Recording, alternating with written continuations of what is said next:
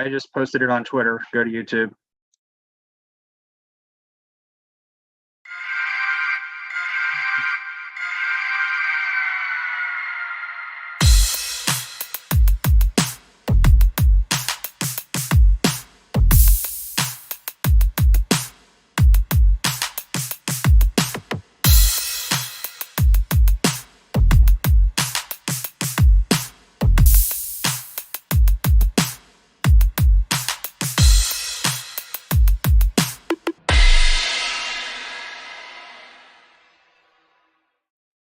Back again, episode 4.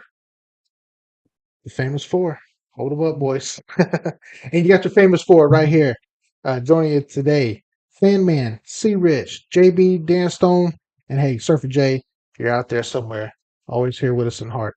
So, and hey, we just got done with Thanksgiving. We just got done with a couple big pay-per-views out there in the wrestling world. And hey, let's start the show off with that. Let's talk about it. So, our first big one was Survivor Series, or War Games, as they call it. War Games! So, when Vince bought out WCW, brought out all their namings of all their pay-per-views as well. So, and combined the two all together. their toys. Yeah. Right, yeah. Structure of matches, everything. So, and this was good. And I believe I told you guys also, we were talking about this off air, and ever since Triple H has taken over, every single pay-per-view has been sold out. A sold-out arena. So, good for him. That brought to you by Mr. Meltzer, the most famous mark of all. The mark of marks. Yeah. Greatest wrestling journalist, dirt sheet provider ever. Right. JB, you got some competition, baby. I'm taking him out. So, with Survivor Series, one of the early things that happens, Rollins, Lashley, Theory, triple threat match, United States Championship, and we walk out a new champion. Wasn't Lashley. So Theory, he gets the win there. I like how they did it. Didn't I bury thought it was impressive. no one. Yeah, and C. Rich brought it up. He said, "Oh, that was good way to do it," and I agree. Didn't really bury either guy, and Right. the way it was done. Lashley had up Rollins, Lashley had up Theory. We got the spear. Or is it? No, Rollins had Theory. yes, Rollins Lashley had Theory spears him. Lashley with the spear. Theory rolls over. Yes, Right. there you go. Perfect That's how it went heel down. move in a triple threat match. Perfect heel move in a triple threat match. Absolutely. Yeah, for sure. And he gets to carry on and bigger and better things for, I think, Rollins to come. Oh yeah, absolutely. He's waiting in the wings there. We saw AJ versus Finn. Good match, two technical guys. If you could guess either one of those guys' ages, everyone would probably be wrong. They are by their in-ring performance, absolutely. Right. Yeah, for sure. They've worked together for years. I mean, it goes all the way back to Japan, so they know each other in and out. So it wasn't a surprise that they tore the house down with their match. For sure. And those guys are leaders out of that entire group of both of them. Rousey ended up keeping her belt against Shotzi, and we had one of the two War Games. Actually, this started off the pay-per-view with Damage Control, along with Ripley and Nikki Cross against Bianca Belair, Alexa Bliss, Becky, Asuka, and name fails me. Yim. Mia Yim. Yes. Michan. Darren, you love that match. Oh, I that was my favorite match of the night. I mean, both War Games matches were unbelievable, but those 10 women laid it all out on the line. I mean, let's see, Ripley had been in a War Games match before, and Bianca had. The other, Dakota as well. Well, she sort of has been in one. Well, true. That is true. She was supposed to be in one and then destroyed her competed. teammate's leg and then left. Right. So Ripley, Bianca, Dakota, and Io, all four had been in one when it was in NXT. Yeah. But the veterans of the group, they hadn't performed in one before. So the way they handled it, I mean, Dakota and Bianca both went almost 50 minutes in that match. I mean, and from start to finish, laid it all out on the line.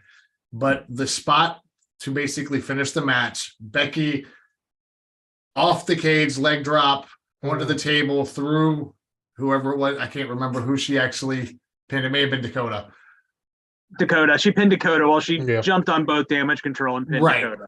But that spot, for someone who was just coming back from an injury, mind you, phenomenal. I mean, it was you kind of assumed Becky would be the one that got the pin just because of the hype and everything like that. But the way it happened, I mean, I was flabbergasted. I mean, like I said, both War Games matches beyond what I was expecting, but the women's match definitely blew me away. Great way to start the pay-per-view, premium live event rather, and get the crowd hot. And in my opinion, the crowd stayed hot the entire. I think they may have died down a little bit during the Rousey Shotzi match. Yeah, be expected because while Shotzi got her stuff in, it was the finish was definitely expected. But other than that, the crowd was hot through the entire night. Yeah, for sure. And it's good booking there, or the structure of the whole pay-per-view by Hunter there, or whoever is behind it. I'm sure there's more to it, but Hunter is the leader there. And Bailey to lead, you got kind of star power on the other side between Bianca, Becky, Alexa, Asuka, those four. And I'm not putting down the other girls, the Damn Control and Ripley, but man, Bailey really is the head of that team and did a great job. She's really on this heel thing, and I almost prefer a Bailey heel. So she's done a great job. And then to top off the night, we had the beginning and then right at the end, the Bloodline with Sami Zayn, Paul Heyman against the Brawling Brutes. Tears. Kevin Owens, yeah. So we're going to I point thought it out was one very thing. well done. Yeah, very, very well done. Point out one thing. I wonder whose idea this was. I don't know if Roman asked for it or this. It kind of even looks like a Paul Heyman idea. But as they're everybody's in the cage, before they enter the big cage, and Roman's the only one that has a chair in his, and he sits down on it. It just kind of shows how that has Paul Heyman written all over. Right. It That's totally what I thought. Does. I mean, I could be completely wrong, but Roman, why don't you just grab a chair and sit down? Paul has been pushing this new character, Roman, for even before he aligned with him. Yeah.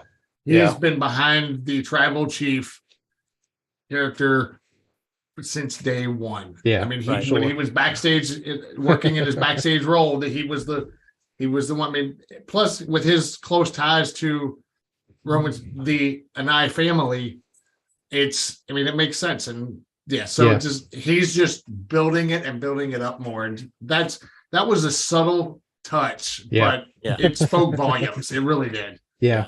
From the beginning to the end, and even once Roman, of course, was the very last one in the cage, and he was even calling the shots. One of the Usos was trying to go in, he grabs her, goes, points at Sammy, you go in.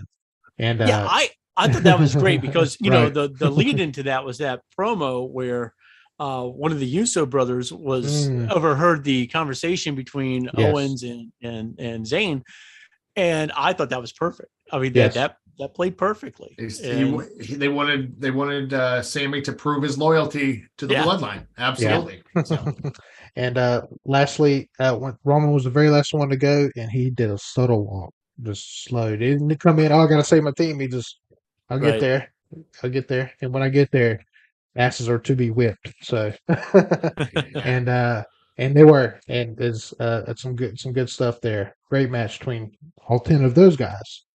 And the storytelling, me and C. Rich actually watched it together, and the last thing you said was, "What great storytelling!" And it was fantastic. Yeah.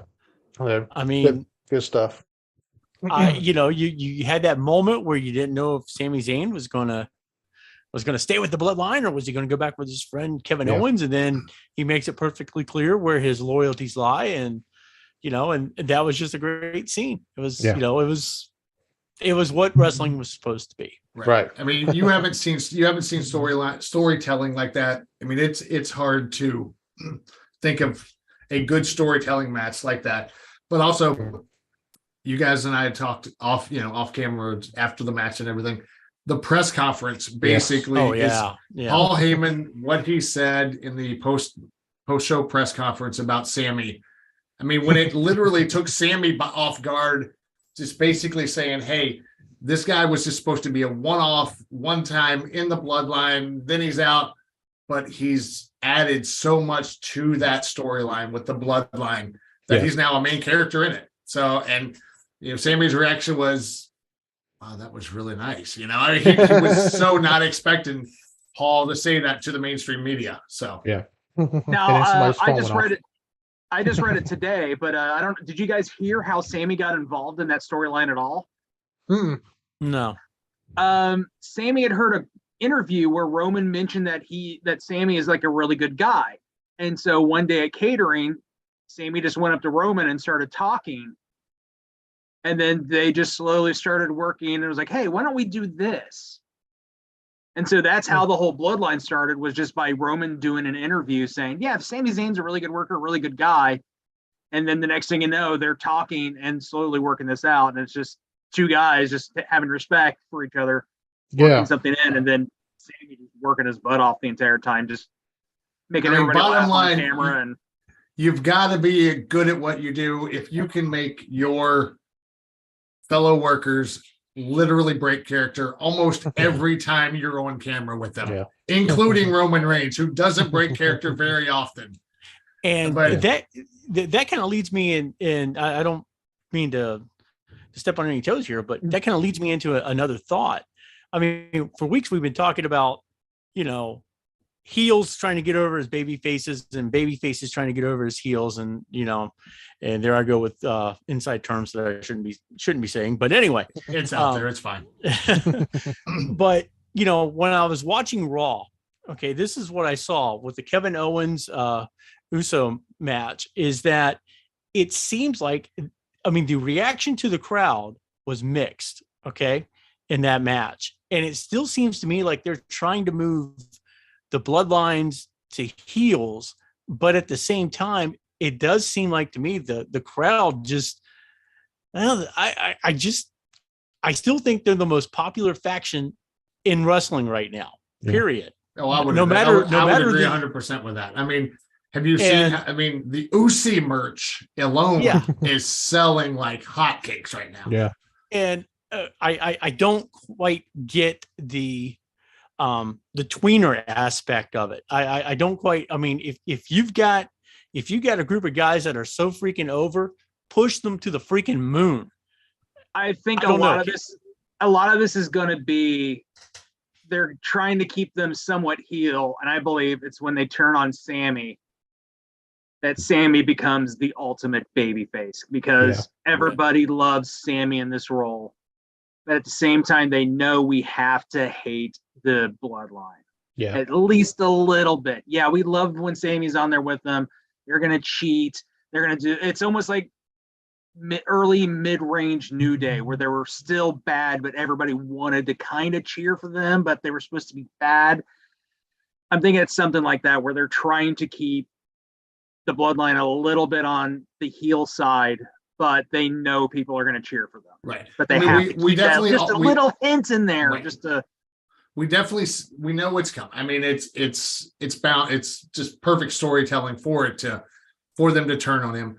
And what makes it even better is at this point, when that happens, Sami Zayn will be 100% by himself, because he flat out told Kevin Owens, I'm done with you. Kevin Owens said, I'm done with you. You're my best. We're my best friend. We're just going to split ways. Kevin Owens, I'm done with you. So he's going to be 1 versus 4 of the bloodline. So, yeah, for sure. The ultimate underdog story, if you will. I see it coming full circle for sure. Kind of reminds me of Daniel Bryan and the Wyatt family when that big turn happened. So this will probably be even bigger than that. So, and then next night on Raw, we got Becky Lynch is back. and Survivor Series was her first time back, so she kicked off Raw. A hot start. Looks like her and Bailey are going to be going at it. They Always really good. made a mess of things at the Norfolk Scope, didn't they? Yeah, yeah. Anytime it's a mix of those four women, the four horsewomen, Sasha, Charlotte, Becky, and Bailey, it's always a good time. So, in the main event there, Jay, who was skeptical of Sami Zayn, ended up stepping up, and he took on Kevin Owens in the main event there. A pretty good match, more good storytelling to that.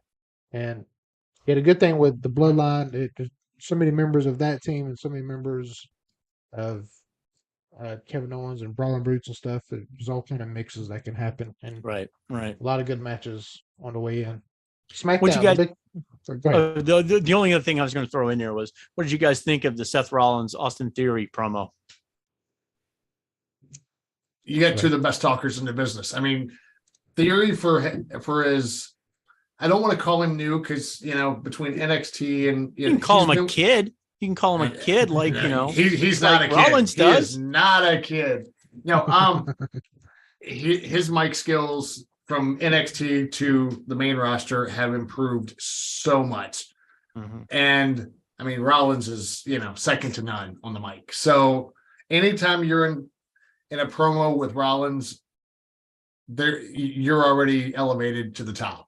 Yeah, I mean, he's got that ability just to elevate you, be it in a match or on the mic. He's gonna elevate you. So yeah, I agree. Sure. And then over to SmackDown. The big thing was the World Cup Finals. The winner of that ended up getting a big old nice trophy. And also a shot at the Intercontinental belt. That came down to Ricochet and Escobar. And pretty good match. I hate to say it. I hate to be negative ever. But I don't know. It didn't get my rocks off, I guess you could say. Yeah. Yeah, it didn't move me either. I was kind of like, and nothing against either guy, Right. But I was kind of like, who cares? Right.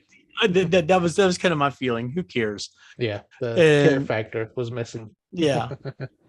So, and the believability of fighting Gunther next is going to be tough. So, and let's Sheamus and Zayn, which Zayn got over there. Yeah. Also, I was surprised by that. I was surprised that he got the win, even though it was a tainted win, of course. But yeah, I was surprised that he got the win over Sheamus, because I figured Sheamus has got to have some sort of program with Roman Reigns, even if it's a small one at some point. But now that he's lost to Zayn, I don't know. Maybe that doesn't happen at all. No, but still, it was a cheaty win. So, I mean, it doesn't fully hurt Sheamus because it was 3 or 4 on 1, 2-ish. Right. Yeah. So it's still an advantage on his part. Is like, hey, you guys have to all gang up to beat me. So I think they could still move forward if they want to. Yeah. So that's kind of it there with WWE, and now over lastly to AEW. The big thing is MJF has just become champion there, and got a nice new belt. Nice new was the in 12 belt. minutes on the stick that went by like just I could listen to him talk the entire 2-hour show, honestly. Yeah. I mean, it's just I mean, because you can never tell. He paints that line of fiction and fact and fiction. Yeah. So, I mean, there's so much gray in it. And if you notice the crowd would cheer and then they would boo, and they would cheer and then they would boo. He just had them in the palm of his hand and just working them, for 12 minutes. And then, he decides to get rid of William Regal and pop him in the back of the head. So, I mean, yes, which that's what ended up happening. JB's going to touch more on some Regal stuff later on. And since we last been on, we had a couple of returns. Becky Lynch, as we mentioned, Adam Cole, another guy, Adam Cole, baby, has come back as well. AEW kicked off with Bryan Danielson, the former WWE guy, and Dax Hardwood, and good stuff there. North Carolina's own Dax Harwood. Yeah, it was a great match. That's right. Yes, I forgot about that. Two technical guys that they could have gone 60 minutes in a heartbeat. And I mean, they both lit each other's chest up from all the chops. It was ridiculous. Yeah, absolutely. Yeah. And with the new Burberry belt in hand, William Regal, who helped him get it, Mr. MJF turns on him. And where does he go from here? Like I said, JB will have more of that. So now with all that wrestling to catch up on. Can I just mention one more thing? Adam Page comes back on AEW. And that was kind of unexpected, and it's good. It's good to kind of see him. He gets in this brawl with Moxley, and it looks pretty good. There's nothing wrong with it. It looks like both guys are moving pretty well and everything. So I mean, I don't know how close Adam Page is to getting back into the ring, on a regular basis, but it was good to see him in that situation, and that he's still. And again, I think that was the perfect way to bring him back. Absolutely, because with the injury that he did suffer, it happened to be with Mox in the match with Moxley a few weeks, almost over a month ago now, and the way it got started when Moxley just basically said something to the effect of, "Do you even remember how to wrestle?" or something to that effect, referring to the concussion, right? And I mean, it was just a perfectly delivered line, and the way I'm not a big fan of pull aparts all the time, but whenever you get something like that, again, storytelling, it's what it's all about. So Are we going to talk about the fact that Moxley fell off the stage? Go ahead, sir. That wasn't, but no, it was just like quick recovery. But a lot of wrestling since we last been on, and had to catch up on. And wrestling is coming back, man, and it is growing, and it is very good. The 90s is still here, but stock is rising, and it's good everywhere. And I think it's rising across the board too. And right. Yeah. It's like that. It's like the saying, the rising tide raises all ships. Well, it's raising the WWE, it's raising AEW, and it's going to raise the independents and things like that as well. Yeah. So, and that's good to see. Which we'll have some of that later on as well. So, hey, quick reminder, everybody, I want to say, you can always follow us on everything on Facebook, Instagram, Twitter, and even TikTok. And hey, while you're out there, listen to Faction 919. You can always catch the DNA show if you're into the Carolina Panthers, the Donnie and Anthony show. Catch us there. And hey, we'll be right back with more Faction 919. Hey, Carolina Panthers fans, this is Donnie. And I'm Anthony. Hey, look, you want a place to go for all your cardiac cast info? Then we got just a show for you. This is the Donnie and Anthony show. And all Carolina Panthers podcasts.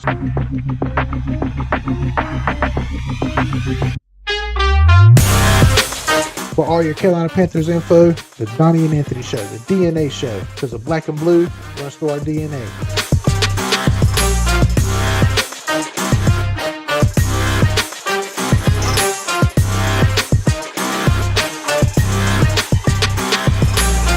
Keep pounding.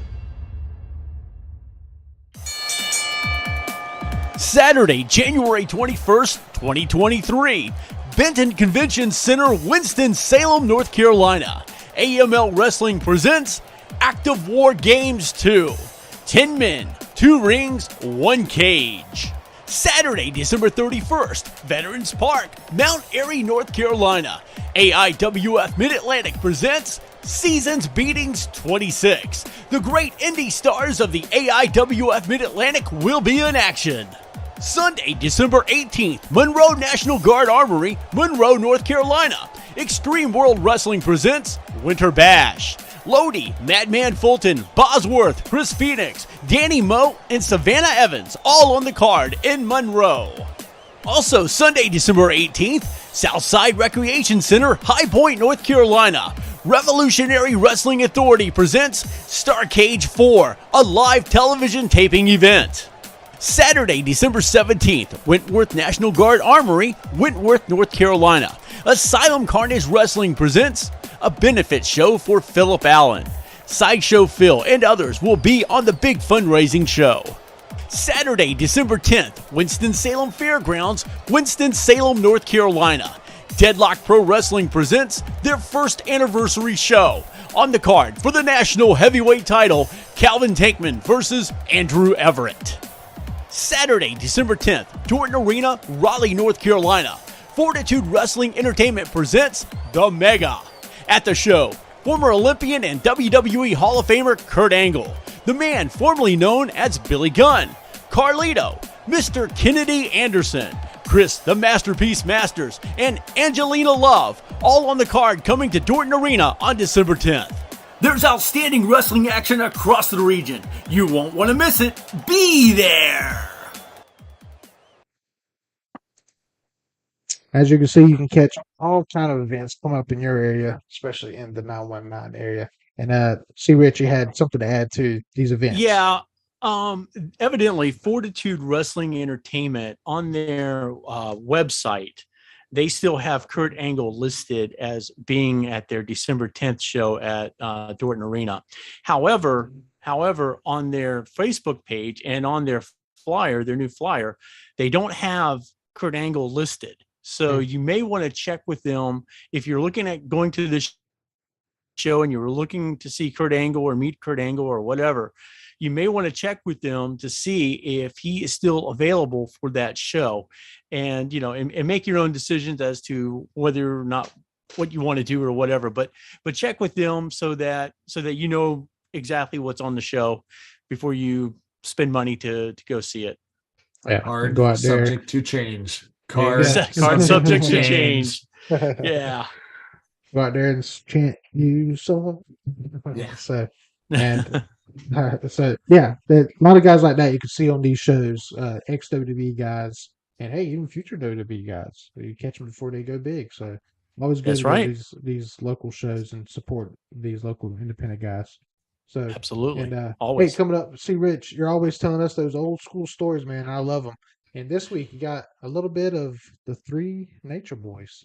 The three Nature Boys: Buddy Rogers, Ric Flair, and Buddy Landel. Rogers, primarily, this is the episode that focuses on Buddy Rogers.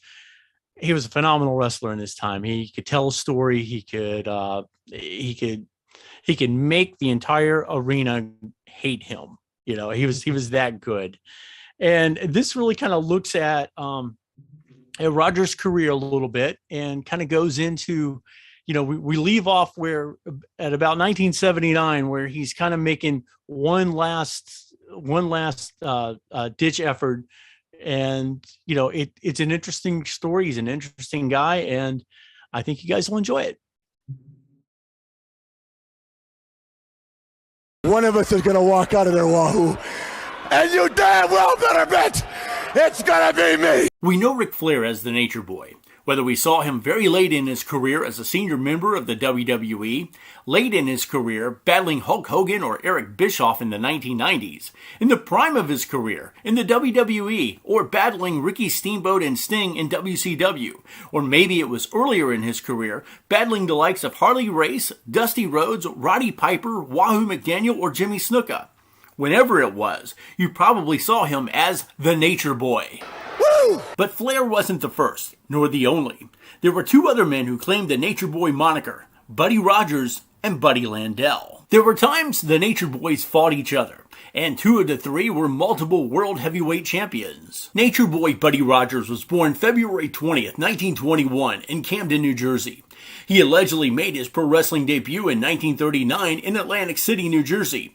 There is some disagreement as to when that first match took place, as Rogers in different interviews has said different dates. But what is known is that Rogers entered the Navy in the early 1940s and is believed to have wrestled in carnivals around this time as well. Rogers' first officially documented match took place in Atlantic City. Billed as Dutch Road, he faced Eddie King on July 18, 1942. Dutch Road became Buddy Rogers in Texas in 1945. Wrestling the big names of the day, he honed his craft. He also developed a wrestling personality to go along with that skill. Then came the nickname. First time I wrestled in the Hollywood Legion Stadium on the coast, I had a heavy tan. I just come out of Galveston, Texas, and I wore a little white jacket then, and I opened up that jacket, and everybody started screaming, Nature Boy. And my manager at the time said, man, they just tagged you with a hell of a name. And from that time, it stuck. In the 1950s, television became a worldwide phenomenon, and professional wrestling's golden age had begun. The likes of Gorgeous George graced the black and white TV sets of the day with color and style. Other wrestlers, such as Rogers, would be inspired by George and create their own niche with great success. There was a lot of promoters didn't want to handle Gorgeous George. They all thought it was a disgrace to wrestling for a guy to come in there with bleached hair and rolled up gold bobby pins and the flary robes he had. Well, even I was one that I thought it was a cardinal sin to see this guy walk in the ring. But let me tell you something. Gorgeous George drew more money in the 7-year period than even I did.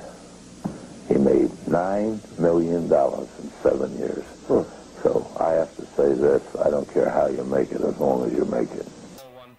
As George's career was winding down, Nature Boy Buddy Rogers' career was blossoming.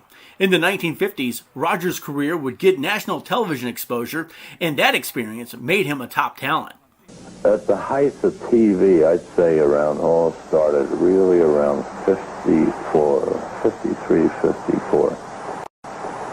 I wrestled all over this country, and any place that we went, I don't care, little towns like Beckley, West Virginia, we draw 15,000 people. Zanesville, Ohio, 10,000 people. Sometime it would nearly be as big as a town. They just came from all over. And we knew that TV was, the thing that really did it. On June 30th, 1961, Buddy Rogers beat Pat O'Connor for the National Wrestling Alliance World Heavyweight title in front of 38,622 fans at Comiskey Park in Chicago. The importance of this victory, not only was it a world title, but it would become the recognized world title in the wrestling territory system in the United States and abroad. Rogers would defend his title across the country. He made various stops in what would become the Mid-Atlantic wrestling territory over the next several years. He faced the likes of Rip Hawk, Johnny Valentine, Johnny Weaver, and others in places like Charlotte, Greensboro, Norfolk, Richmond, and Raleigh. On January 24th, 1963, the Great Lou Thesz beat Rogers in Toronto, Ontario, Canada for the NWA World Heavyweight title. This set off a major controversy amongst promoters as some decided to still recognize Rogers as the champion, especially in cities in the northeastern part of the country. In April of 1963, Rogers won a fictitious tournament in Rio de Janeiro to become the first Worldwide Wrestling Federation heavyweight champion. Rogers defended this belt in the northeastern cities from Washington, D.C. to Boston. Today's WWE title can trace its roots back to the WWF title. A little over a month later, Bruno Sammartino would win that WWF title from Rogers on May 17, 1963 at Madison Square Garden in New York City. That match was only 48 seconds. This was a stunning defeat as the 28-year-old Bruno Sammartino took out the champ in less than a minute. I must have thousands of people say to me, Buddy, how did Bruno Sammartino ever beat you? Well, I'm going to give it to him right now. 6 weeks before, I had already signed for the match in Madison Square Garden with Sammartino. 6 weeks before that, I went in Georgetown University Hospital with a heart attack. I was in that hospital up to 5 days before I wrestled Sammartino. Now, you know what kind of shape I was in, but I made sure that I kept my word. I went through with that match. Any 15-year-old kid could have beat me that night that I went in that ring. Believe me, I had pains in my chest walking to the ring, just the excitement. But it's over with now. But to all those that wondered how Bruno could ever beat me, that's what went wrong. When Rogers' health was better, he and Bruno faced off in tag team matches, but the big anticipated rematch between the two never materialized. Bruno Sammartino would go on to become the living legend, having 2 fantastic Worldwide Wrestling Federation title reigns totaling over 11 years. He sold out Madison Square Garden 187 times in his career. Rogers' career would slow down significantly after 1963 and was all but over by 1970. But in 1979, things changed. A little before his 58th birthday, Nature Boy Buddy Rogers headed back to the ring again. This time wrestling for his friend, Championship Wrestling from Florida promoter and owner Eddie Graham. Rogers and Graham had known each other from both being stars in the 50s and 60s. Rogers wrestled primarily in tag matches as a fan favorite with Dusty Rhodes and Jack and Jerry Briscoe. In the summer of 1979, he came to the Mid-Atlantic area. A fan favorite no more, he set his sights on another Nature Boy. At the time, probably the most popular wrestler in Mid-Atlantic Championship Wrestling, former rule breaker, recently turned hero, Ric Flair.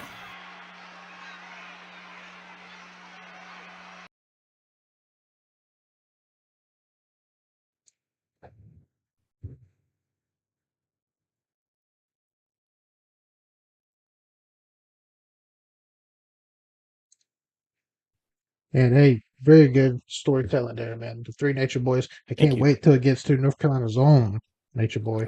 Well, that happened. But hey, that happens next week. Next week, we'll look at what happens when Flair and Rogers get together and they meet up in the ring. And let's put it this way: Rogers holds his own as I think he's like in his late 50s at this point. Holds his own against the very young Nature. Well, I'd say very young, but a Nature Boy who's only a few years away from winning his first world title. And then we'll also take a look at what happens when Nature Boy Ric Flair and Nature Boy Buddy Landel get together and talk a little bit about that. Buddy Landel was, he had his issues for sure, but he was an extremely talented guy. And let's put it this way. He was never at a loss for confidence in himself in or out of the ring. So, I mean, he was certainly a real spirited person, and he was fantastic in the ring, and he's missed by a lot of people. He was also, I would also say he was very underrated for his time as well. Very underrated. Yeah. He could have, the bookers that he worked with throughout his career, as short as it may have been, definitely could have done a lot more with him. And, so that's just my opinion. But yeah, I feel Buddy Landel is in the 70s and 80s was one of the most underrated workers of the business. So yeah, I agree. I'm sure there were some matches that went down in North Carolina between those guys. Oh yeah, they sold out Raleigh. We talked about that a few weeks ago. They sold out the Dorton Arena in Raleigh, and they had a really good crowd in Richmond. I think a little bit before then, and I mean, Landel was on the rise, and Flair was midstream Flair at this point in time, and it's really a situation of what could have been. It really is. The Nature Boys, for sure. Let's find out one of North Carolina's on coming up. Part 2 next week we'll have for you. So, and once all that airs, you can find all this on social media. So you can follow us on Facebook, Instagram, Twitter, and even TikTok. It'll all be there once it all airs here. And we also have question of the week for you as well. Check it out.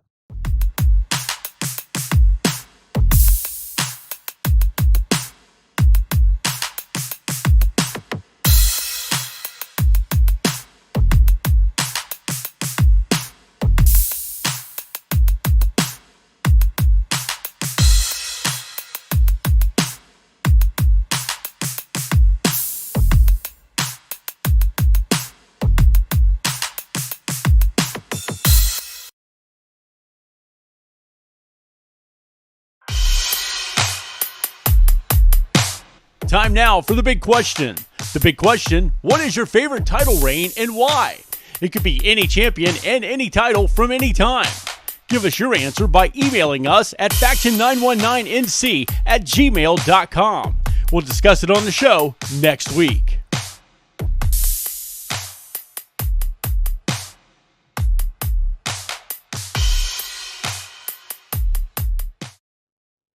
All right, now what goes on behind the curtains JB, you got a lot of stuff. It's been a little bit since our last episode. I'm sure you got some good stuff lined up for us this week. What you got, my friend? All right, first up, I believe I just, of course, blanked on everything. Let me get. Is it the first one? Is the Hell in the Cell?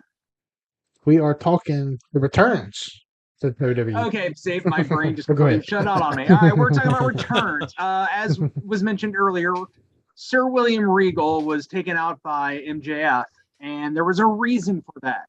William Regal is no longer going to be a part of AEW, and he's going back to WWE. Now, the rumor is that while this is all going on, that is Regal had signed a 3-year contract, but there may have been an out involved if Triple H ever became the head of the company, and so therefore he can then jump ships and go back. So that's kind of interesting that they would allow that to be in there. And then the other return is Eric Young is coming back. Hasn't been told what role he has been in, but he left TNA in a very unusual, very Impact kind of way. He was stabbed off. They supposedly murdered him on Impact, and so I guess he can never return, but it is Impact, so you never know. So he's coming back to WWE in an undisclosed role right now, most likely probably backstage, but it is Eric Young, so he could come back. And with Nikki Cross turning crazy again, there could be a team up, so who knows? One thing I'll say is we talked about this off the air is Impact is known. This is not the first time they've done an angle, a kill off angle. They did it with Allie, who is now known as the Bunny in AEW. But yes, she was killed off in one of those when she was in that dark ultra universe world. So the way they write out, I mean, it's like Dallas. It's definitely the most like soap opera. Exactly. It is, because as we all know, when you die on a soap opera, you're not really dead for the most part. And the one thing, let me go back to the one thing. We just have to look at Dr. Drake Ramore, how he came back. Exactly. Let me go back to the William Regal bit for just a second.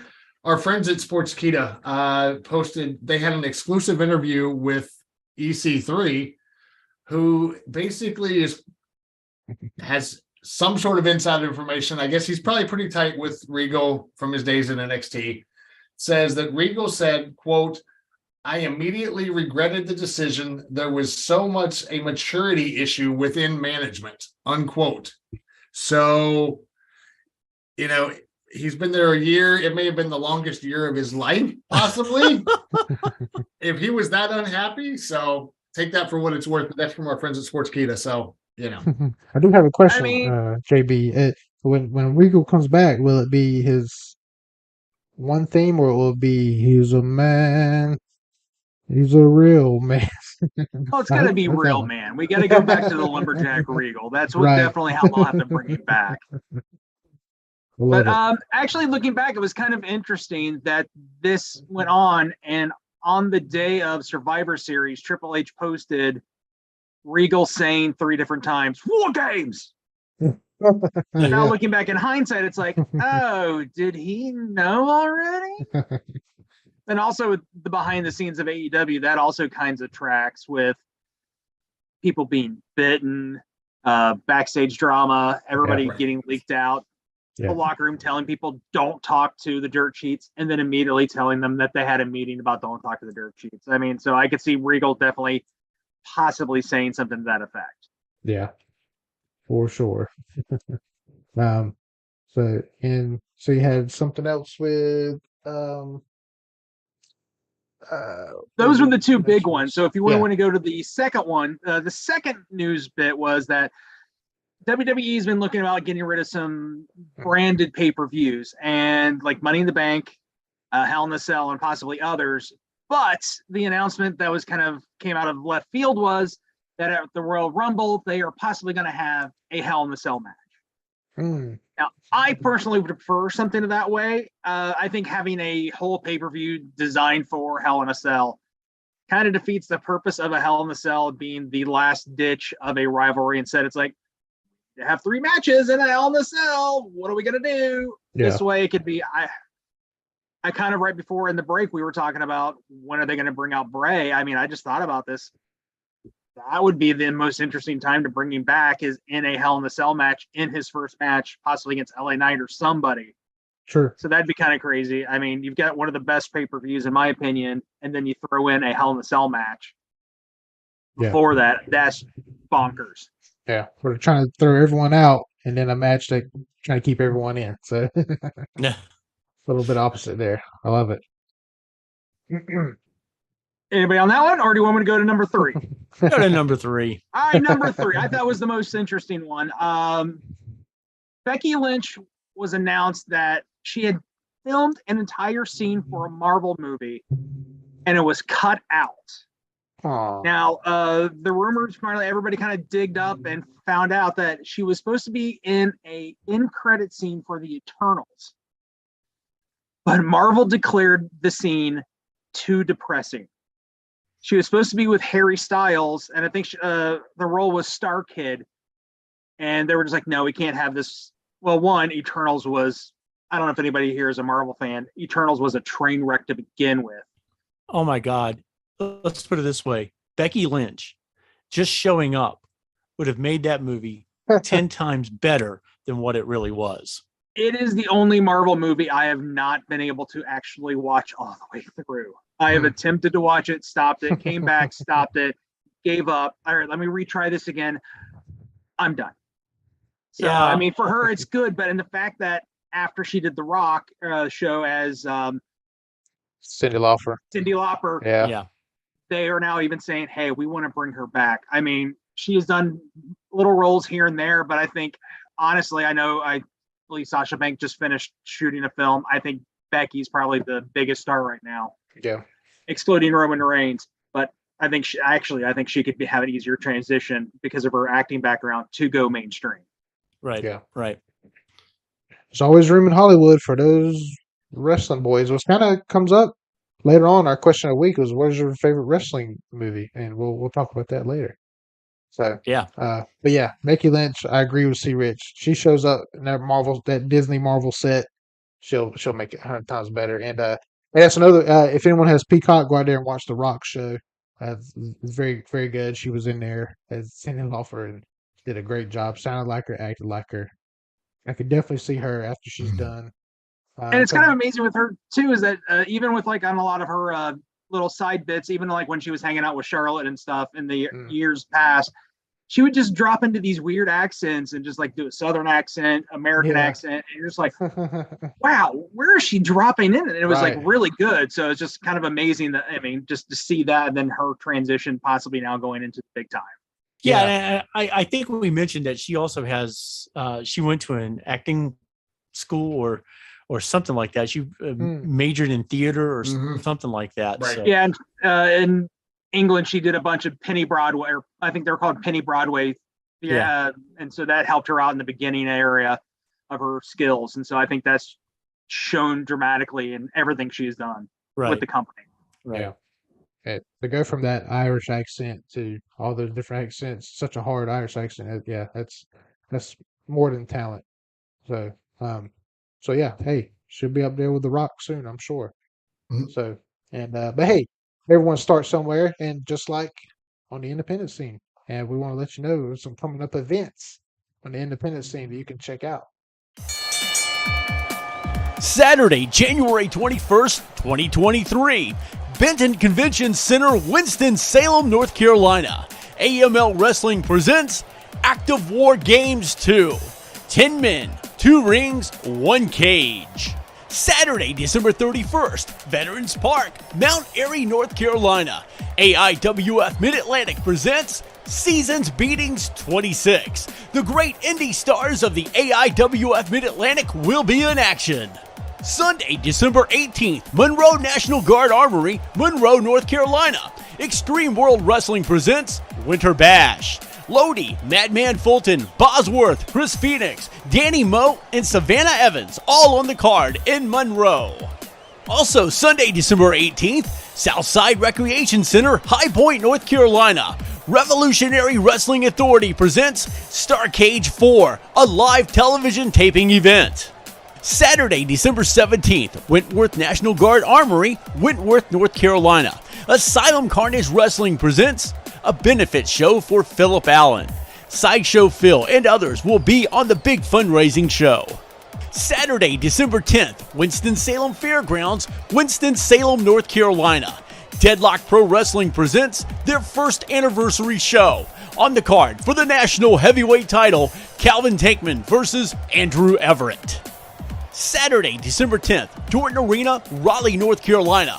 Fortitude Wrestling Entertainment presents The Mega. At the show, former Olympian and WWE Hall of Famer Kurt Angle, the man formerly known as Billy Gunn, Carlito, Mr. Kennedy Anderson, Chris the Masterpiece Masters, and Angelina Love, all on the card coming to Dorton Arena on December 10th. There's outstanding wrestling action across the region. You won't want to miss it. Be there! Hey, Carolina Panthers fans, this is Donnie. And I'm Anthony. Hey, look, you want a place to go for all your cardiac cast info? Then we got just a show for you. This is the Donnie and Anthony Show. And all Carolina Panthers podcasts.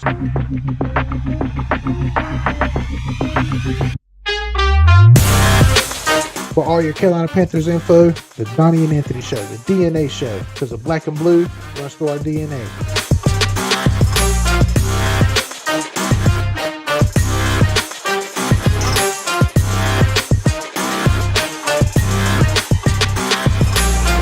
Keep pounding.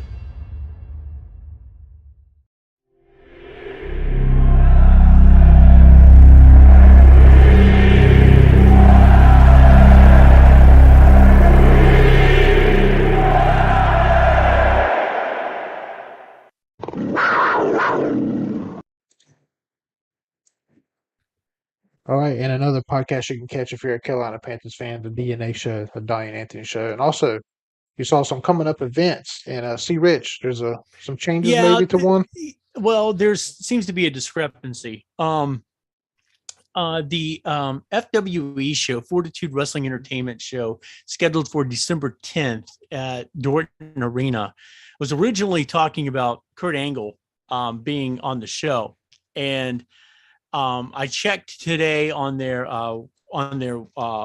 website, and he's still listed, but on the Facebook for that group, he's not listed. And I saw a flyer today talking about it. Yeah, I got it right side up. Kurt Angle was not on the flyers, so you may want to contact FWE and find out what's going on before if you're coming out of town to Raleigh, or even if you're in Raleigh and want to go to the show, just contact them, find out what's going on, if Kurt Angle is going to be there, if he's not going to be there. There's still plenty of other guys on there that are going to be fantastic. So, I mean, it shouldn't be a deal breaker, but, just to be sure, so you don't go in there expecting one thing and getting another, contact Fortitude Wrestling Entertainment and find out what's going on. Also, we haven't mentioned the WWE will be in Greensboro on December the 28th for their live holiday tour. So that should be very interesting. See what transpires there. Yeah, the big boys are in town. So, and a WWE legend, Hall of Famer, was in North Carolina, Raleigh, the Dorton Arena, the famous Dorton Arena, this past weekend. And our own Surfer Dre, he took his indie corner there, and he did some reporting for us there and showed us what it was like at Dorton Arena, headlining Ricky the Dragon Steamboat. All right, welcome to Surfer J's Indie Report, and we're going to be talking about last weekend's Big Time Wrestling Return of the Dragon. This was return of Ricky the Dragon Steamboat to the Dorton Arena. Some may say this was his last match, his retirement match, but we'll see. I mean, he definitely showed he can still go. We'll start off with the pre-show. The first match was Tim, Tim. He used to be on the Indies as Timmy Lou Retton. He's also was part of the Gymnasty Boys. He's been wrestling a little while, and he's very athletic. He wrestled Ricky Smokes, and he took the win. they both showed a lot. I've never seen Ricky Smokes before. It looks like he's wrestled in the Northeast a lot, but impressed me greatly with their showing. And Tim, he got the hometown pop. As soon as they said he's from Raleigh, the crowd was definitely behind him. But Ricky Smokes showed a true heel. He's in shape, and they both did their thing. And it was on the pre-show, and it was a good way to start. Second was the Jimmy Valiant Boogie Jam Battle Royal.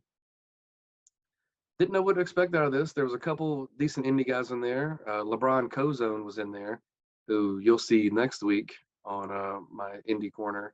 I'll be interviewing him. Tommy Dreamer was also in there. Tommy Dreamer of VCW. Then they had Jimmy Valiant come out, start cutting a promo, talking about this is the start of the Battle Royal.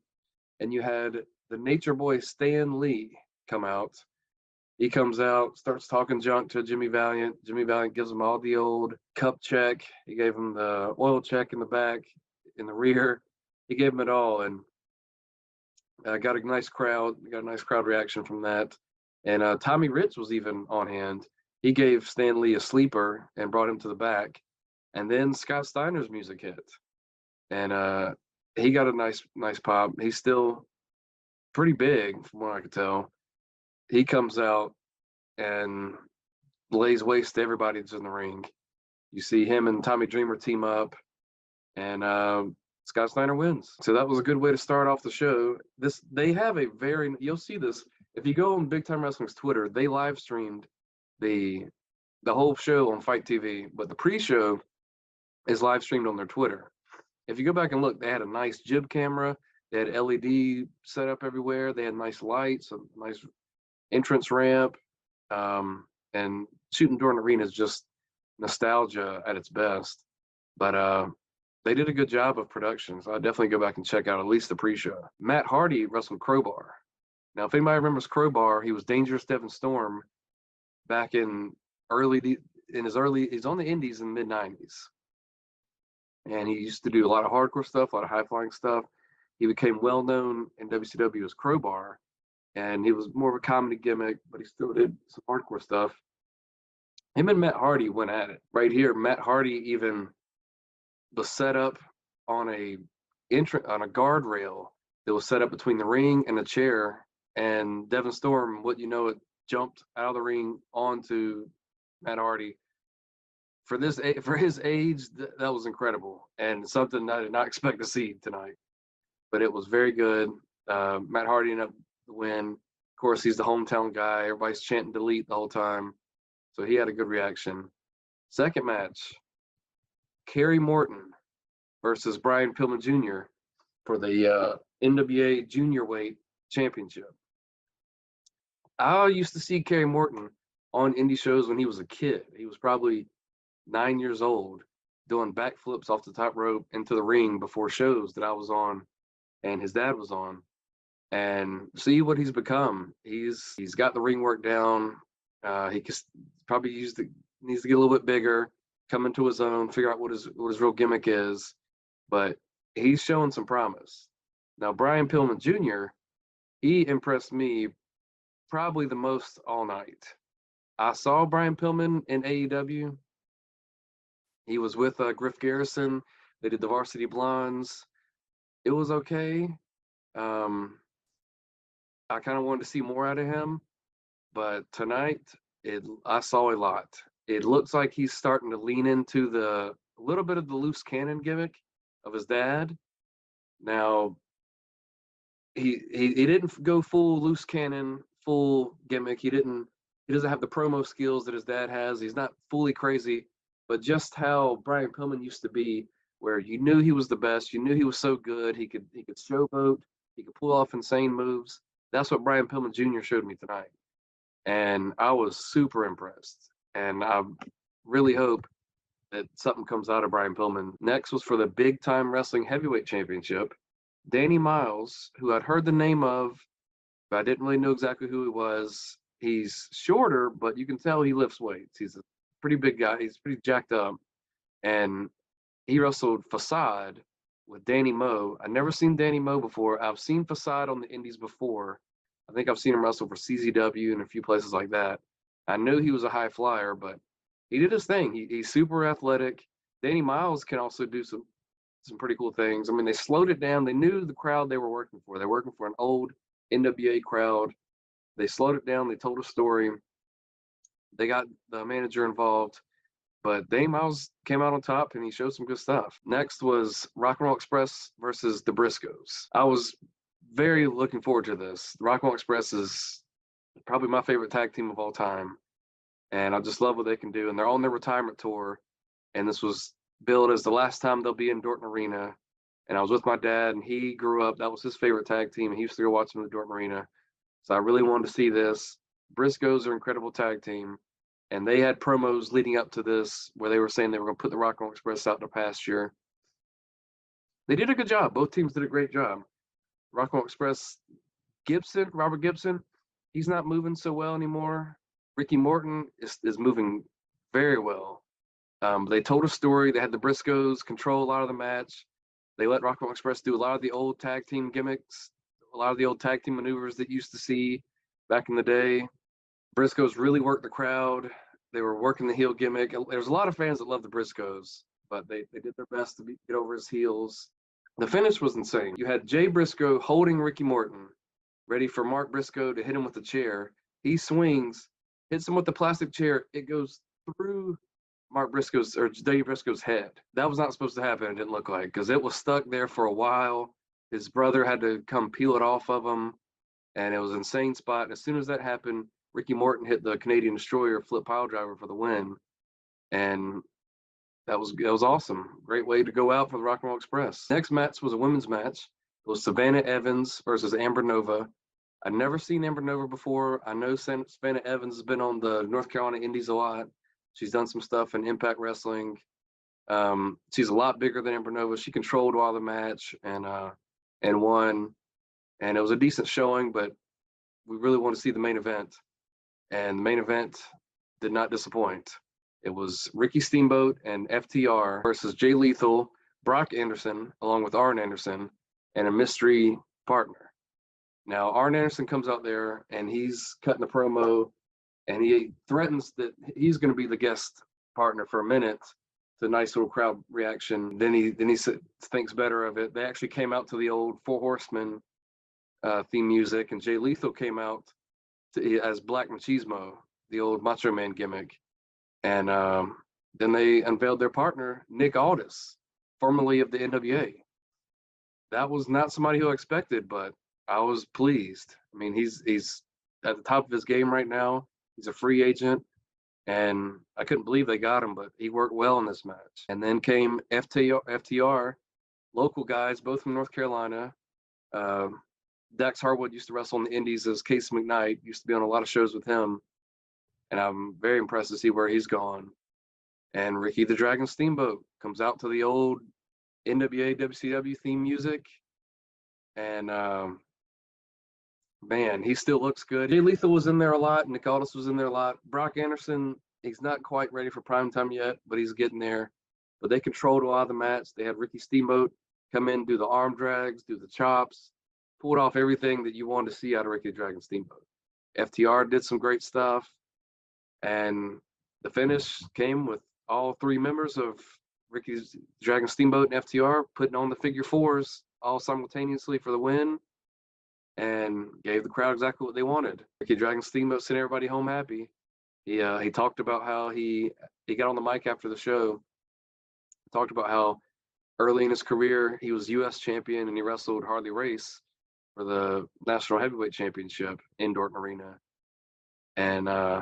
And so he wanted to come back to Dorton Arena. And it was a great night. I think if Big Time Wrestling comes back, you should definitely go check it out. They put on a great show. And that's been the Indie Report.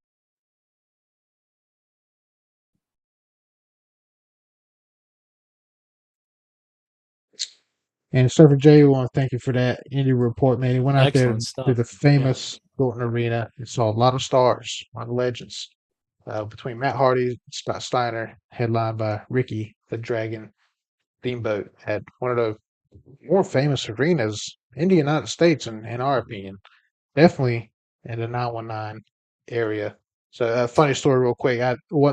Going to State Fair in North Carolina, they always kind of open Dorton Arena, and there's bathrooms you can go in there. And I was with my father one time just walking through the bathroom. So it's always these back areas you got to take you go through there. And I remember him kind of marking out. And he was like, "Man, Ric Flair used to walk these hallways back here, these locker rooms." And so, so he had his moment at backstage at Dorton.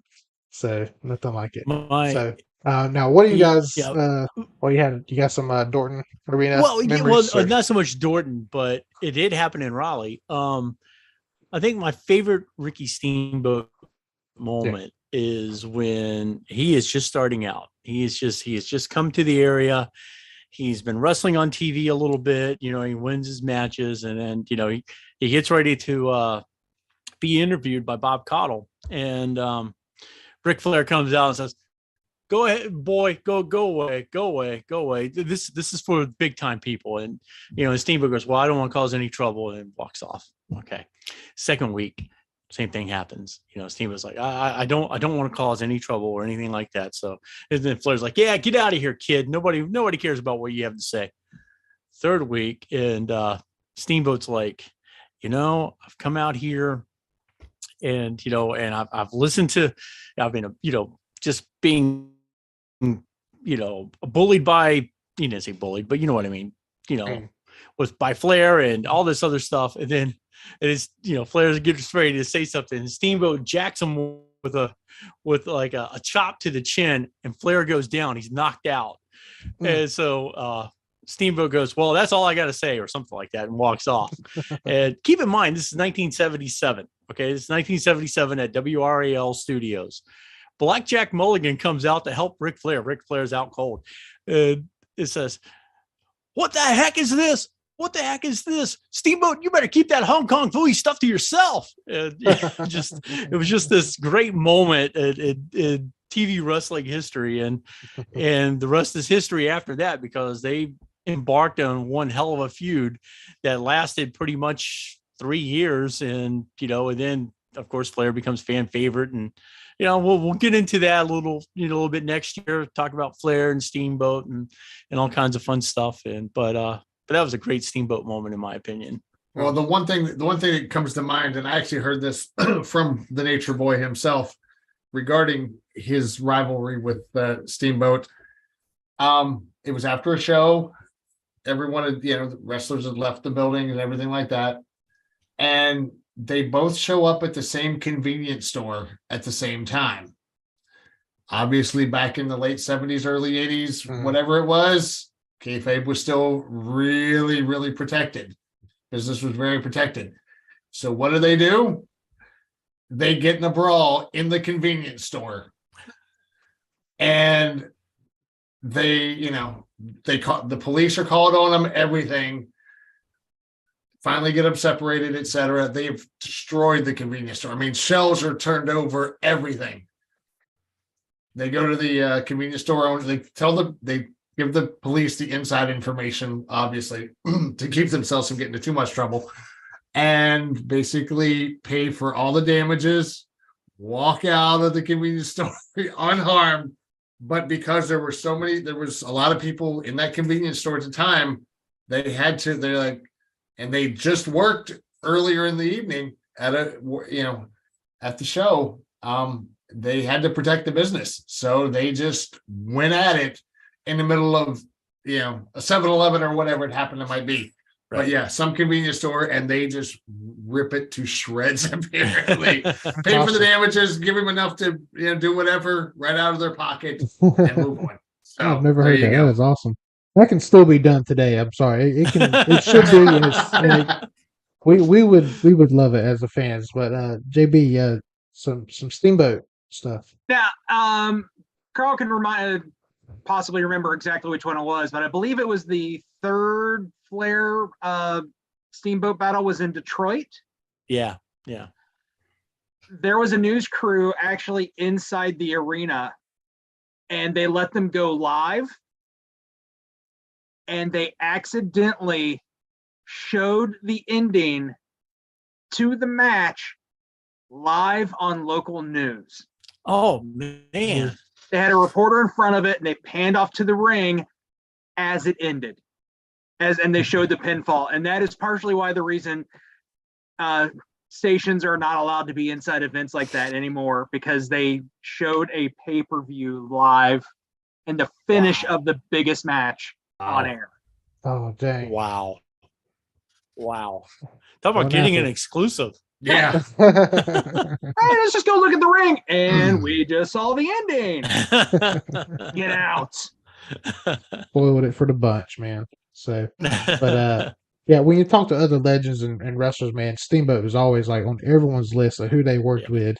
Talk about, me and C. Rich talked off air once, and we always talked about this. May be even a question, so I won't go too much into it. But this may be a question a week later in the future. But your normal Mount Rushmore has the obvious, the Stone Colds, the Hulk Hogan's, the Cena's. That's on everybody's Mount Rushmore. But if there was a secondary, man, Steamboat would have one hell of an argument to be on there. So and so many different eras have worked with him as well.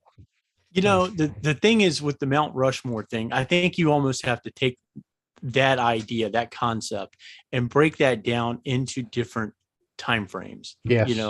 Because it's not fair to leave out, let's say, if you were talking about today, you wouldn't want to leave out someone like, say, of course, Macho Man. You wouldn't want to leave out Macho Man. Whereas if you did that Mount Rushmore for the 90s or even the late 80s or something like that, Macho Man would be in there. Maybe, depending on your right. And there's a dozen other guys that could be in that Macho Man, slot on Mount Rushmore. But I think the only accurate way to do that is to break that down by years or decades or whatever you want to do, because nobody remembers Lou Thez. Say nobody, but most people don't remember Lou Thez. They don't remember Buddy Rogers. They don't remember Bruno Sammartino. And these guys were huge. Right. I mean, huge in their day. Yeah. And it wasn't like they were working. I mean, they weren't wrestling in high school gyms making, $100 a night. They were wrestling in places like Kaminsky Park in front of 36,000 people. I mean, that's a pretty damn good crowd. Right. Yeah. Bruno Sammartino selling out Madison Square Garden, over 200 times? Yeah. And how long did he hold the world title? I mean, exactly. I mean, he held it for 11 years, two different reigns, 11 years. Yeah. I mean, those are important stats that if you just make this generic Mount Rushmore thing, you leave a lot of things out. And, that's just my argument that, you have to break this down into sounds like we may have a few eras, few topics for the next few weeks. Who is Mount Rushmore of which era? Yeah. Good stuff. So, and you can always have your own opinion. Reach out to us on social media. You see it scrolling at the bottom there: Facebook, Instagram, Twitter, even TikTok. Tell us your Mount Rushmores. And also on social media, we always have a question of the week. We'll get to that coming up soon. And then this week's question of the week.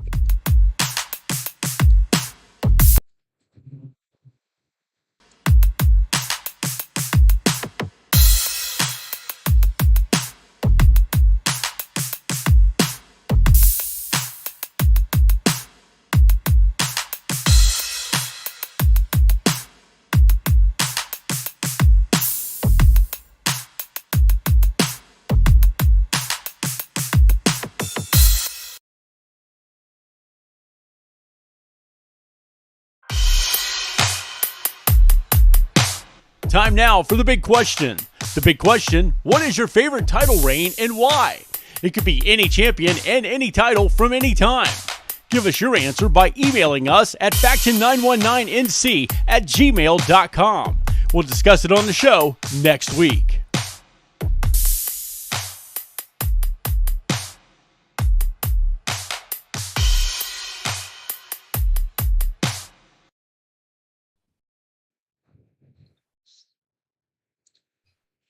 All righty. And so you see our question of the week this week is favorite title reign.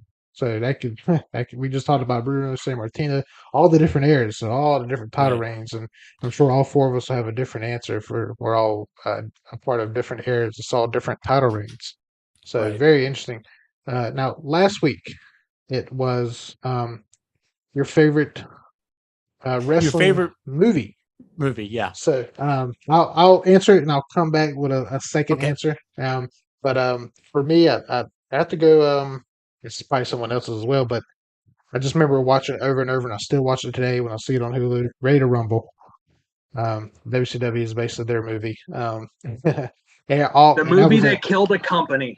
Yeah, in the end, they kind of took that movie and took it to the ring, and that killed it. But I remember all the stars being in it, from Goldberg to even Disco Inferno, Diamond Page, and threw in some actually pretty good actors. And Oliver Platt. Yeah. No, I'm not making fun of Oliver Platt. I actually really do enjoy him, and I actually saw this movie in the theaters.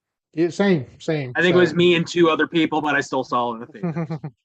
I remember them singing the song to him, and that is, we wrote a song for you. It's like,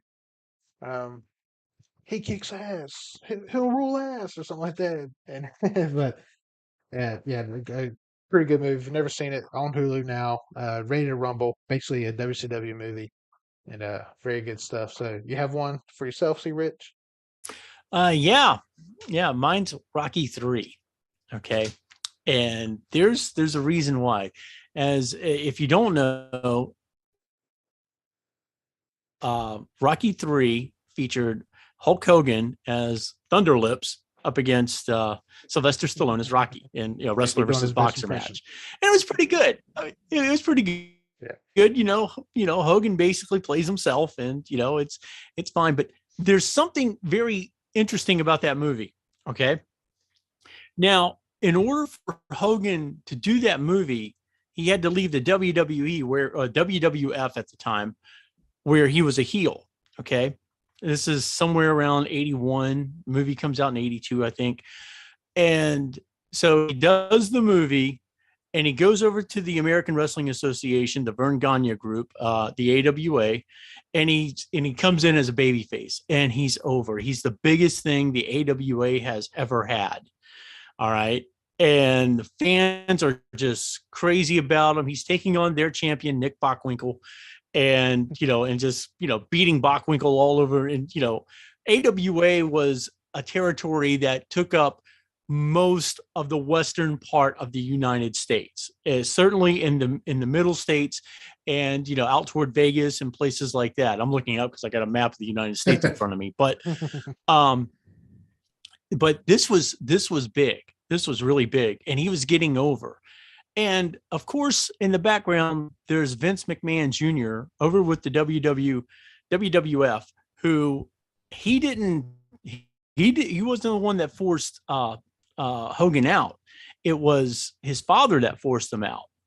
Mm-hmm. And Vince Jr. is looking at Hulk Hogan thinking, well, that looks like a strapping young man that we can make some money with. And so what happens is Hogan becomes disgruntled with the AWA. The fans aren't buying the fact that he can't beat Nick Bockwinkel for the belt, and things start to fall apart there. And then Hogan goes over to the WWF. Well, guess what happens next? It's Hulkamania, brother. And the rest is history. Mr. T from that movie comes over, and he's in the first WrestleMania teaming with Hogan against Roddy Piper, and was it Paul Orndorff? Paul Orndorff.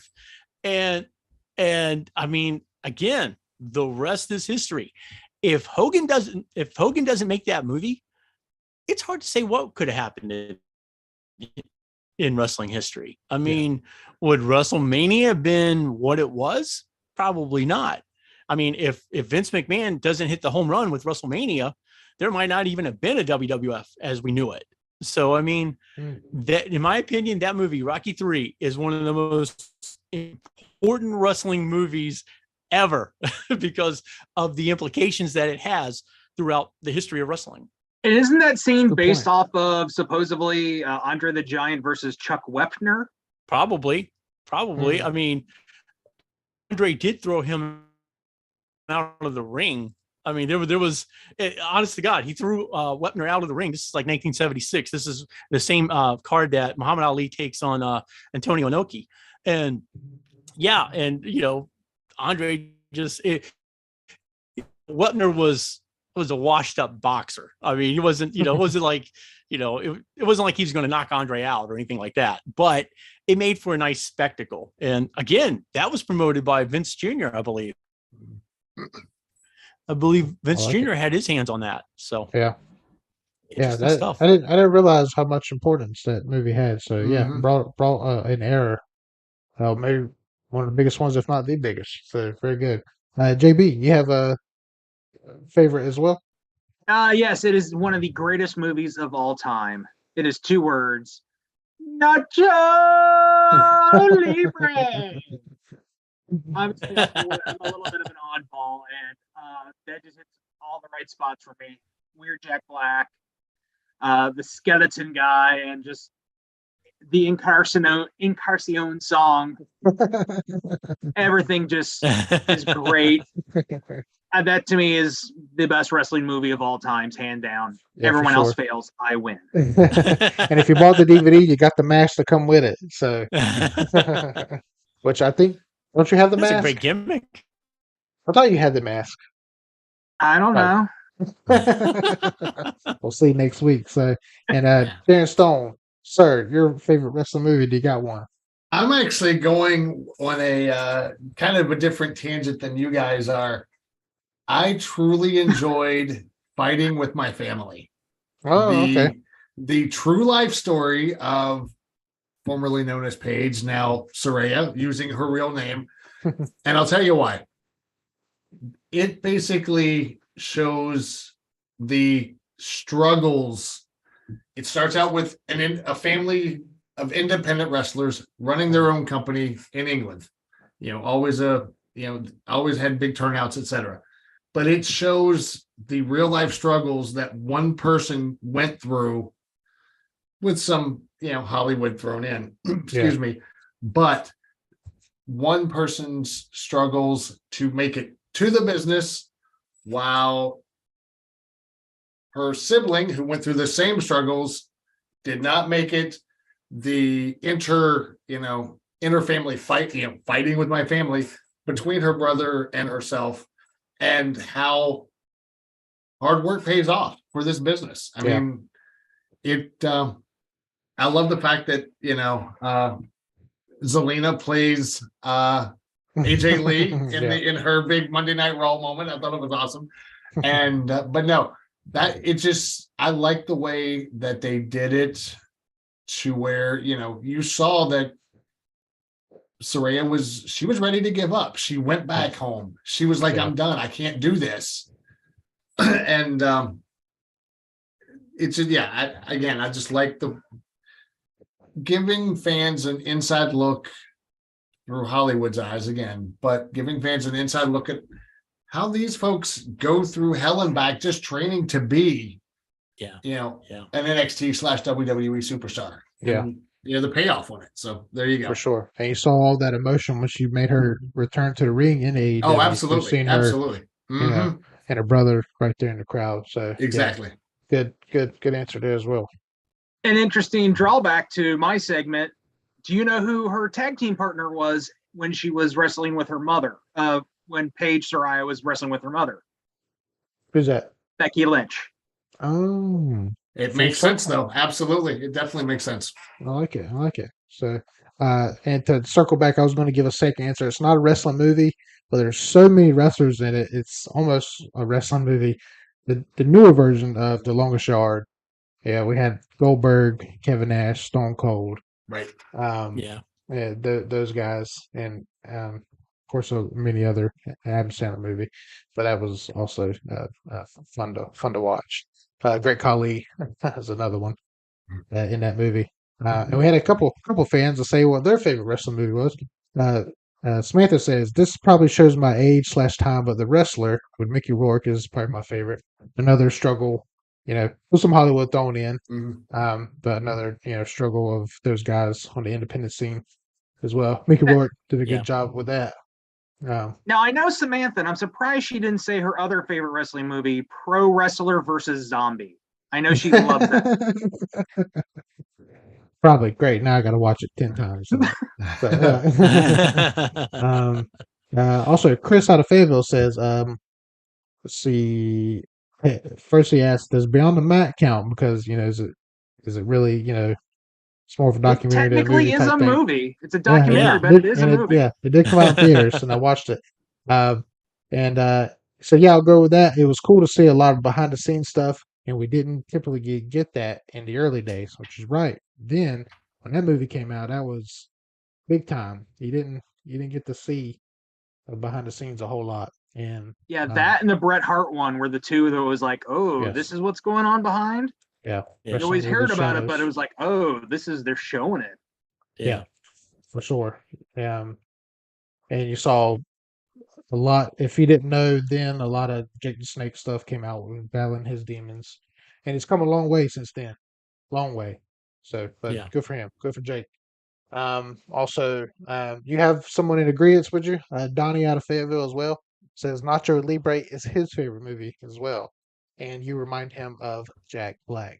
So, I will take that as a compliment. Yeah.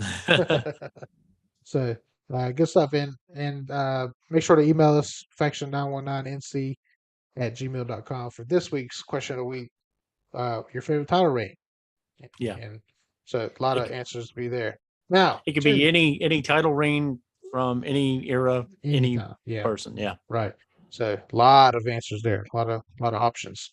So Mr. Stone, we have part 2 of your interview. You sat down with the man who this past Sunday was on Survivor Series, a big stage with the Bloodline. He took on the Bloodline, and hey, you took him on one-on-one as well. We did. Talk to us about Mr. Drew McIntyre. Well, like I said, went one-on-one with the Scottish Warrior. Left off kind of when he was kind of on his downwards turn of his roller coaster career. But this week we're going to pick back up where he basically starts the upward, and I don't even want to say roller coaster. I'm going to say skyrocket from his return to the ring to basically today. So I hope you enjoy it.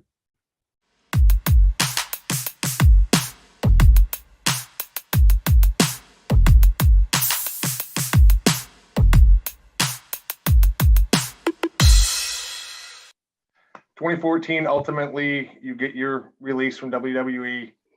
You head back home, and you'd use that time for basic self-reflection. And how long was it before you realized, hey, I'm going in the wrong direction. I need to get things back on track. I need to get my career back on track. And then before you made what is known as a very, a very huge pop, to use the term, when you made your return to ICW? I realized that day, okay, this is kind of on me. I can either, I don't know, try and find some other avenue to make a living. Maybe that criminology degree will still come in handy. I'm still in my 20s. But I knew I wanted to keep wrestling. I knew there was a buzz going on in the independent wrestling world. It was on the rise, especially in ICW. And I get hit up with everybody and their dog trying to book me on wrestling shows. The second the news came out. And the one person who didn't was Mark Dallas in ICW. And I messaged him saying, yo, why have you not messaged me? I was like, well, I thought my friend might be upset. He lost his lifelong dream of his job. And we started talking about when I'd come in. And he said, I've got a show in 3 weeks. Obviously, you can't do that. It's too soon. No, why can't I do that? I want to do that, but I just want to keep it a secret. So between himself, myself, my girlfriend, who's now my wife, and his business partner, we kept it a secret, flew me in secret. And during that time, as we talked about in the documentary, it was hard for me to remember that period. I just assumed I had this idea, I went out and I achieved it and I took over the world. And it was my wife who reminded me about all the anxiety and the insecurity, uncertain that I could perform in the ring to a top level. So I'd been in this group for so long, uncertain if I could perform in the microphone at top level, because I'd never really had prior to that. I was very much reading off the scripts word for word. My entire career to that point, I was not comfortable in the microphone, so I had all these like doubts about myself that she reminded me. I was like, damn it, that's right. I didn't just take over the world. I was a human. So I spent a few weeks just thinking about what I'd want to say and how I'd want to say it, and to just let the world know who Drew is. And we did the moment, which was perfect, where I came in as a surprise, lights out, lights on, kicked all the bad guys' butts, saved my friend's butt himself. Then I threw him off the stage, so I took out everybody, including my friend that I saved. And then I cut a promo for about 20 straight minutes, probably the longest promo I did by about 16 minutes. And from what I gather, when they get numbers from YouTube or whatever, they can tell how long people watch for, or if they scan through. Like, most people were watching it in its entirety, which is kind of like unheard of, especially for independent wrestling, especially for Drew McIntyre, Drew Galloway. And I really was myself for the first time. I had this chip on my shoulder, and really had a message to get out there. And I didn't realize it would take so long to get out there, but it's amazing the fact that it caught fire so quickly and provided me these opportunities so quickly and so many platforms so quickly. And Mick Foley took the time to go on Stone Cold Steve Austin's podcast to say, you've got to watch this video. You've got to see this guy. And he texts Triple H saying, like, have you seen this version of him? Like, people saying, since he left WWE, he got so good. I was here 3 weeks ago, but I needed that. I needed that kick in the butt to find that within me. Even if they gave me the chance 3 weeks prior, I wouldn't have been the same guy. And it took, all those platforms, all those multiple companies believing in me, everyone looking to me like a leader, even though I didn't believe in myself, and faking it till the confidence came to finally find myself as a performer. And I did find myself as that top level performer and being comfortable outside the company. But at the same time, the immature boy was still there. And it took my wife to finally kick his butt and grow the hell up and become a man as well as a top level wrestling performer. So then you eventually make your way back to WWE, brought in as Dolph Ziggler's muscle, so to speak. That didn't last super long. And then at the beginning of, sorry about my dogs. At the beginning of 2020, you win the Royal Rumble. Basically, kind of Vince's plan, just almost 10 years later. Talk about winning the Royal Rumble, then we'll get into what happened after that.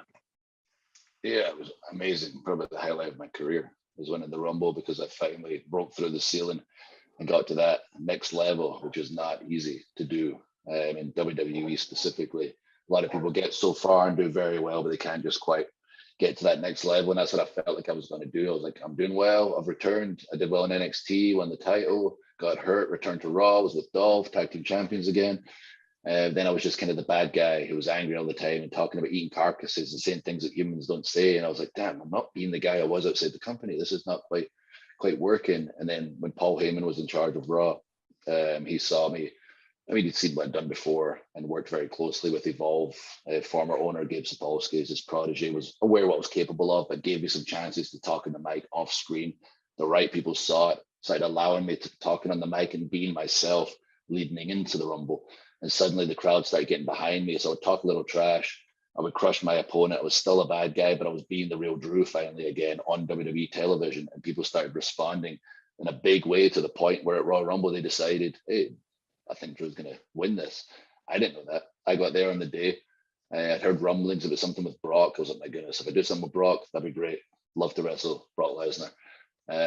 Eventually eliminated Brock Lesnar in the Royal Rumble. I heard the reaction of 40,000 people, considering the performance he had in that Rumble, eliminating everybody single-handedly. Half of the Royal Rumble himself. And my goodness, that's amazing. Fighting through the Royal Rumble, getting to the very end, and then hearing Edge come out. He'd been gone for 9 years. He was retired. He was never coming back. And here he is. I thought, oh no, they're going to boo me when I win. Yeah. Like the booed Roman Reigns when The Rock was raising his hand, because the fans will let you know if they don't want something, they will let you know. And here's a very unique moment of Edge made a surprise comeback when he was never supposed to wrestle again. And I knew he was going to get eliminated, and he got eliminated, and the fans were not happy, as we expected. And then it came down to myself and Roman. I gave him the Claymore. I eliminated him, and the place went just as crazy as they did for when I eliminated Brock. And I lost the power to walk for a second. Couldn't believe it had happened. and was so grateful that I got to that next level, and it was because of the fans, getting behind me in such a way leading to Rumble, but then the way they reacted in the Rumble that really got me there. And that's why I always say I might have been the chosen one of Vince when I was a kid. I ended up meaning nothing, but I was the chosen one of the fans eventually, which meant everything. Yeah, I was going to say, just looking back, having watched it, when Edge made his return, I was sure that, that's who was going to win it. But when he got eliminated, I'll be honest, I assumed they were going to give it to you. So I was very happy, to see that. I think a lot of people were like, they're going to make Roman win again. Yeah, I think that was we had a party, and there was some people were like, oh geez, not Roman, so. Then 2 months later, because you're on the road to WrestleMania, you've already challenged Brock for the title. Tampa, Florida at the time, your current at the time residence. And then March of 2020, everything stops. COVID-19 pandemic running rampant, basically running rampant. Will WrestleMania even happen? Well, the show must go on. Performance Center, no audiences. WrestleMania pre-taped. It had to just, you mentioned in the documentary, but I kind of want to hear it out of your own words. The air just had to be taken out of your sails at that point. Oh yeah, I was very annoyed. It's an understatement. The documentary, I think they've got footage of me when I was starting to learn what was going on and the chance that WrestleMania might be cancelled. I was in Scotland filming a commercial. I was going to say, you almost got stuck over in Europe. They had to get you back over to America quick. Racing back, and then I got stuck in Canada for a day. And I was able to get from Canada to America very luckily, probably one of the last kind of flights going at the time. But I was very annoyed. I remember during that period, and very woe is me attitude. Worked 20 years, won the Rumble, facing Brock, the guy I would have picked in the biggest match possible, a main event of WrestleMania for the title, and it might not happen. Like, I can't believe this. And then it wasn't until I started watching the news and seeing how serious the situation was and how terrified everybody was, and people were losing their lives and their futures financially. And I was like, oh my goodness, you've had a very selfish attitude up to this point. This is the time when all the sport companies had shut down, all the entertainment companies had shut down. There was no original content for everyone, and we were going to provide the world WrestleMania over 2 days instead of 1 day, an entire weekend escape from all the crap that was going on at the height of the pandemic, at the height of fear. And I was like, all right, bro, we should have a word with yourself. Maybe get a wife to slap you or something for being so selfish. Like, this is a chance to really give everyone an escape. And it's not about you right now, it's about them. And that's how it should be in WWE. It's about our WWE universe. It's about entertaining our fans, and they needed us. And I was in that last match where Brock had the chance to give them that feel-good story, that happy ending, beat the beast, and give them Drew McIntyre's finally champion moment, which we did. And when I realized that, it changed my perspective entirely. I did feel a little guilty, not entirely guilty because it's not how I dreamed it would be, but considering the times we were in, it meant the world to me, and the feedback was unbelievable. We were up 60% socially, the social chatter from the year prior for WrestleMania. So there was so many people watched WrestleMania and used it as an escape, and it's something I'll always be very proud of.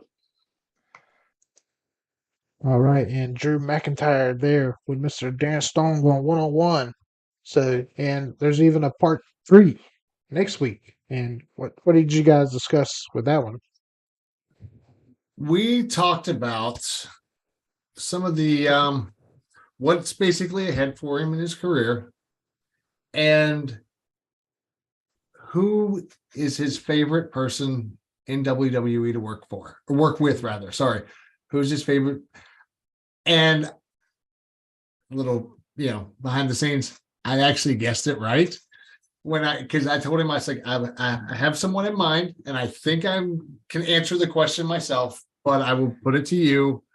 And after he goes through several names, he basically, I'm pretty sure you guys can probably guess it as well. And anyone who's followed him probably knows who it is. But, if you don't, you're in for a surprise next week. The Mulkey brothers. There you go. So there you go. But no, as I said before, Drew was fantastic to talk to. He, had no problem just sitting down and just opening up about, because he went through his own demons and he had no problem talking about it. His personal issues with his mom, etc., and what it did to his career and how he's come back from it. So he definitely credits his wife for his comeback. So which I thought was very, very touching to see. So nice. Part 3 next week. So there you go. He was just in the main event this past Sunday. So we see that it has paid off for sure. So thank you to Drew McIntyre for sitting down with Faction 919. Absolutely. Can't thank you enough. Surfer Jay out there in the indie scene showing us Ricky Steamboat still got it. You still got it. You still got it. Echo throughout the arena. Hey, see Rich. He's got more for you next week with the 3 Nature Boys. That's right. And JB is going to keep telling us what's happening behind the stage. And hey, for me, Fannmann, we're going to review Raw, SmackDown, AEW, and everything in between. So, hey, and don't forget to follow us on all social media, Facebook, Instagram, Twitter, and even TikTok for those young folks out there. Find us, Faction 919, and all things wrestling podcasts. We'll see you next week.